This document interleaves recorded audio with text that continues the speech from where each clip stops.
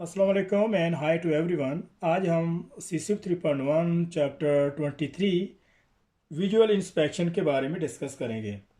Condition for the visual examinations. Condition for the visual inspection. The conditions for the visual inspection can be affected mainly by the following. तो visual inspection के लिए बहुत सारी condition है और ये बहुत सारी सिचुएशन में, बहुत सारी पोजीशन में ये जो है अफेक्टेड होती है। जैसे कि नंबर 1 में लाइटिंग है कि विजुअल इंस्पेक्शन के दौरान जो एल्यूमिनेशन है, जिसको हम लाइटिंग भी कहते हैं, ये काफ़ी होनी चाहिए ताकि हम प्रॉपर तरीके से उसकी जो इंस्पेक्शन कर सकें। और उसके अलावा नंबर 2 में angles and distance of the viewing. और इसके अलावा इंस्पेक्शन के दौरान जो वेल फेस की जो सरफेस है उससे कितने डिस्टेंस पे हम उसकी इंस्पेक्शन कर सकते हैं, और उसी दौरान उसका जो व्यूइंग एंगल है वो कितना होना चाहिए। तो इस बारे में डिस्कस करते हैं। तो सबसे पहले बात करते हैं नंबर 1 लाइट की। It is essential that there is adequate illumination lighting present during inspection and that the access and angle of the viewing are suitable. यहाँ तक इसको देखते हैं। और लाइट के हवाले से ये बात कह रहा है कि ब्रिटिश स्टैंडर्ड में जो लाइट के लिए जो रिक्वायरमेंट है वो ये कह रहा है कि इंस्पेक्शन के दौरान इसकी जो लाइटिंग है वो सफिशेंट होनी चाहिए, और इसके अलावा जो इसका जो व्यूइंग एंगल है वो सूटेबल होना चाहिए कि कितने एंगल से हम इसको जो है वो इंस्पेक्शन कर सकते हैं। ISO BSEN state 17637 state that the minimum light condition shall be 350 lux. और ब्रिटिश स्टैंडर्ड में जो कोड इसका 17637 है, ये विजुअल इंस्पेक्शन के हवाले से सारी की सारी इंफॉर्मेशन देता है। और ये कोड कहता है कि जो जो मिनिमम लाइट है वो 350 लक्स होनी चाहिए। लक्स क्या है? ये लाइट को मापने का एक पैमाना होता है। But recommended 500 lux similar to normal shop or the office lighting. 500 lux is also be accepted minimum light level for the C-sweep welding inspection examination. यहाँ तक इसको देखते हैं। तो ब्रिटिश स्टैंडर्ड में BSEN ISO BSEN स्टैंडर्ड में code ये कहता है कि जो 17637 कोड के हवाले से जितनी भी इंफॉर्मेशन है विजुअल इंस्पेक्शन के हवाले से वो सारी की सारी इसमें जो है वो मिलती हैं। मतलब कौन सा इंस्ट्रूमेंट और किस तरीके से और कितनी हाइट से और कौन सा इंस्ट्रूमेंट यूज़ किया जाता है और किस तरीके से यूज़ करते हैं। और इसमें यहाँ पे वो ये कह रहा है कि जो मिनिमम लाइट है वो 350 लक्स होनी चाहिए। और इसके अलावा जो 500 accepted minimum light level for the C-sweep welding inspection examination. और इसके अलावा जो 500 लक्स है उसको भी as a minimum light accepted जो है वो कंसीडर किया जाता है। तो यहाँ पे क्वेश्चन बनता है कि अगर 345 जो लक्स है, जो एल्यूमिनेशन है, जो लाइट है इंस्पेक्शन के लिए जो रिक्वायरमेंट होती है, तो उसमें से कौन सी चूज़ की जाएगी? मतलब 350 है, 345 है या फिर 340। तो जिसकी जो मिनिमम जो लाइट है वो 350 लक्स जो है वो मिनिमम रिकमेंड की जाती है। यहाँ से इसको स्टार्ट करते हैं। Angle and the distance. ISO BSEN 17637 also state that the viewing condition for the direct inspection shall be within 600 millimeter of the surface and the viewing angle line from eye to the surface to but not be less than 30 degree। यहाँ तक इसको देखते हैं। तो ISO BSEN 17637 ये भी कहता है कि जब हम किसी भी सरफेस की विजुअल इंस्पेक्शन करते हैं तो अगर तो हम टॉप से बिल्कुल उसके 90 डिग्री से इंस्पेक्शन कर रहे होते हैं तो उसकी जो इंस्पेक्शन है वो 600 मिलीमीटर के दरमियान होनी चाहिए।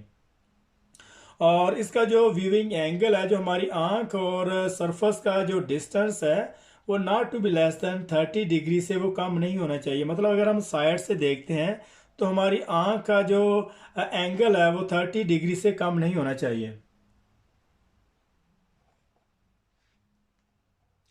अगर तो हम डायरेक्ट इंस्पेक्शन करते हैं तो विद इन 600 मिलीमीटर, और अगर हम इसको साइड से देखते हैं तो not to be less than 30 degree. ये बहुत ज़्यादा इम्पोर्टेंट क्वेश्चन है, तकरीबन ये हर एग्ज़ाम में आता है। यहाँ से इसको देखते हैं। It will be Fairlie obvious that increasing distance from an object will impair the ability to identify smaller area of interest with any clarity। यहाँ तक इसको देखते हैं। और ये चीज़ वाज़ेह है कि अगर कोई भी हम चीज़ कितने डिस्टेंस से देखते हैं तो हम उसको प्रॉपर तरीके से और क्लियर तरीके से नहीं देख सकते। मतलब जितना उसका डिस्टेंस बढ़ता जाएगा आंख से उतना ही उसको क्लियर तरीके से देखना इम्पॉसिबल होता जाता है।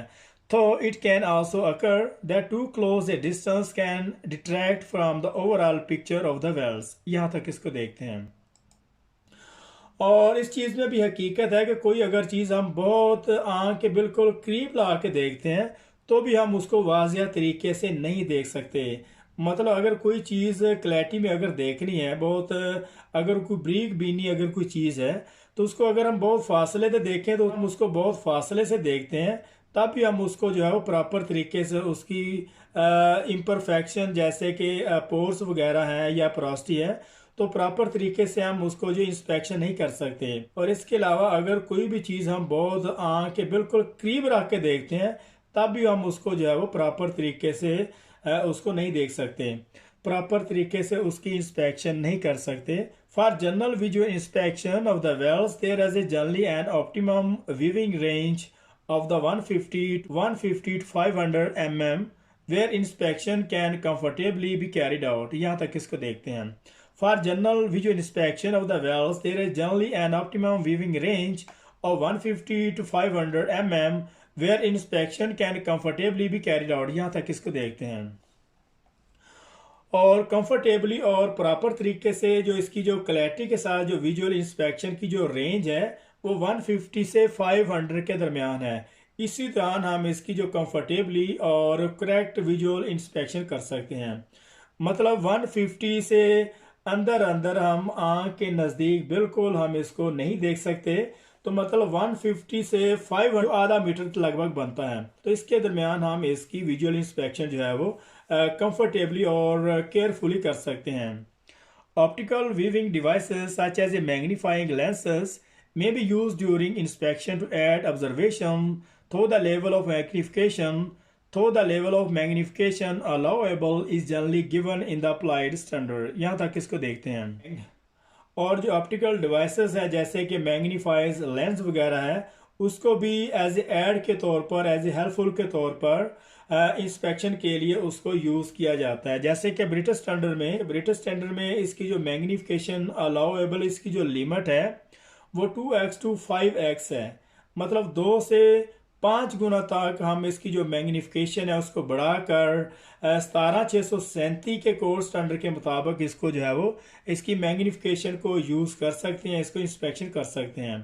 तो यहाँ पे कुछ क्वेश्चन भी बनते हैं कि जो कंफर्टेबली जो विजुअल इंस्पेक्शन है वो 150 to 500 या फिर 100 to 600 या फिर इसी तरीके से 50 मिलीमीटर टू 900 मिलीमीटर। तो इसकी जो कंफर्टेबली जो रेंज है इसकी जो ऑप्टिमम कंडीशन की वो होगी 150 to 500 मिलीमीटर।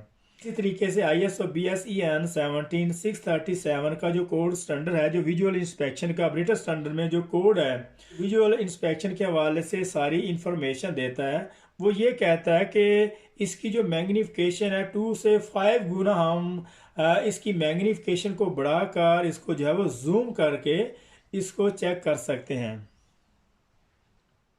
और इसके अलावा BSEN में 17637 और इसका जो अगर डायरेक्ट इंस्पेक्शन का जो डिस्टेंस है वो कितना है और इसका जो नज़र से जो सरफेस का एंगल है वो कितने डिग्री होना चाहिए, ये 600 to 600/30 डिग्री इसका जो है वो हाइट से, और अगर हम साइड से देखते हैं तो not to be less than 30 degree.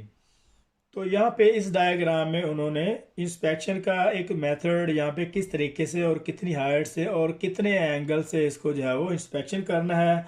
तो इसकी जो सरफेस की हाइट है अगर हम बिल्कुल टॉप से देखते हैं इस एरिया से बिल्कुल इस तरीके से, तो फिर हम इसको विदन 600 मिलीमीटर मैक्सिमम 600 मिलीमीटर जो है वो इसको इंस्पेक्शन कर सकते हैं।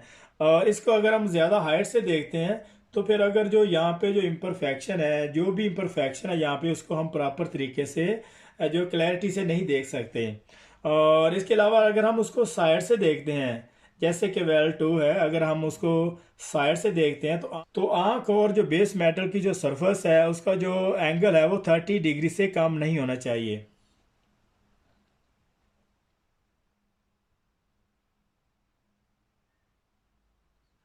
यहाँ से इसको देखते हैं। It should also be remember that is very good practice to carry out visual inspection using a variety of viewing angles or some imperfections, particularly mechanical damage, can only be identified when viewed in a reflected light.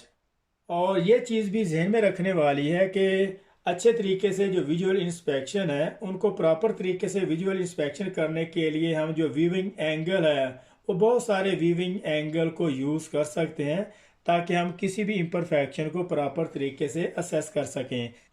As some imperfection, particularly mechanical damage, can only be identified when viewed in reflected light. तो ख़ास तौर पर जब हम mechanical damage की बात करते हैं तो उसके लिए जो है रिफ्लेक्टेड लाइट की रिक्वायरमेंट होती है। बहुत सारे व्यूवर्ड एंगल उसमें यूज़ किए जाते हैं, प्लेट को घुमा घुमा के चेक करते हैं और फिर उसको जो है वो रिफ्लेक्टेड लाइट, जो लाइट आपकी तरफ आ रही होती है उसको आप जो है वो मैकेनिकल डैमेज को चेक कर सकते हैं। This can be most easily seen when using the plastic training replicas supplied during the course and the CCU practical examination, where it is advisable to view all surface in the reflected light. यहाँ तक इसको देखते हैं। और इसमें plastic की plate या pipe को यूज़ किया जाता है सेम इस तरह जैसे हम ऑन साइड पे किसी भी कार्बन मैंगनीज स्टील या आयरन का जो पाइप और प्लेट को यूज़ करते हैं उसी तरीके से इसकी जो वेल्डिंग हुई होती है और सेम उसी तरीके से उसके जितने भी इम्परफेक्शन है वो इनर साइड पे, रूट साइड पे और वेल्ड फेस की तरफ उसकी एक्सेस वेल्ड मेटल हाइट है, लैक ऑफ रूट पेनिट्रेशन है और इनकम्प्लीट पेनिट्रेशन है और इसमें ख़ास तौर पर क्रैक नहीं होते। प्लास्टिक की प्लेट में क्रैक बिल्कुल भी नहीं होते और इसके अलावा जितने भी इम्परफेक्शन है वो सारे के सारे एज जैसे कि दूसरे पाइप और प्लेट में पाए जाते हैं इसमें भी उसी तरीके से नज़र आते हैं। उसी तरीके से इसको मेजर किया जाता है, इसकी जो पोर क्लस्टर प्रास्टी और जो भी इसमें फॉल्ट होते हैं सेम उसी तरीके से नज़र आते हैं। और इसमें यह चॉइस होती है कि आप किसी भी एंगल से और कितने भी डिस्टेंस से और किसी भी व्यूइंग एंगल से आप उसको एज ए रिफ्लेक्टर लाइट के तौर पर उसकी इंस्पेक्शन कर सकते हैं और उसको ऑब्जर्व और असेस कर सकते हैं। As it is often difficult to observe slight mechanical damage such as a light grinding mark. यहाँ तक इसको देखते हैं। और जो स्लाइट मैकेनिकल डैमेज है, जो हल्का फुल्का जो मैकेनिकल डैमेज है जैसे चिपिंग वगैरह से या फिर जब मेटल को लोड किया जाता है या फिर ऑफ लोड करते हैं तो उस वक्त किसी ना किसी मेटल से टकरा कर कुछ मैकेनिकल डैमेज उसमें हो जाती हैं तो उनको ऑब्जर्व करने के लिए उसमें जो है वो रिफ्लेक्टेड लाइट यूज़ की जाती है। मुख्तलिफ एंगल से घुमा घुमा के उसको चेक किया जाता है तो फिर वो असेस हो जाती है। Are as a slightly crowded surface when weaving only 890 degree. और इसके अलावा अगर बेस मेटल पे अगर सरफेस क्रोजन है जिसको हम क्रोडेड भी कहते हैं, जिसे हम पिटिंग भी कहते हैं, फिर खड्डे बने होते हैं तो वो बिल्कुल हल्के हल्के जो सुराख होते हैं जिसको हम पिटिंग कहते हैं तो वो 90 डिग्री से अगर हम देखते हैं तो हमको वाज़िया तौर पर नज़र नहीं आते। तो इसके लिए हम बहुत से एंगल यूज़ करते हैं विद रिफ्लेक्टेड लाइट के थ्रू जिससे वो नज़र आ जाते हैं। तो यहाँ पे 23.2 यहाँ पे ख़त्म हो रहा है। तो मिलते हैं नेक्स्ट पेज में, तब तक के लिए अल्लाह हाफिज़।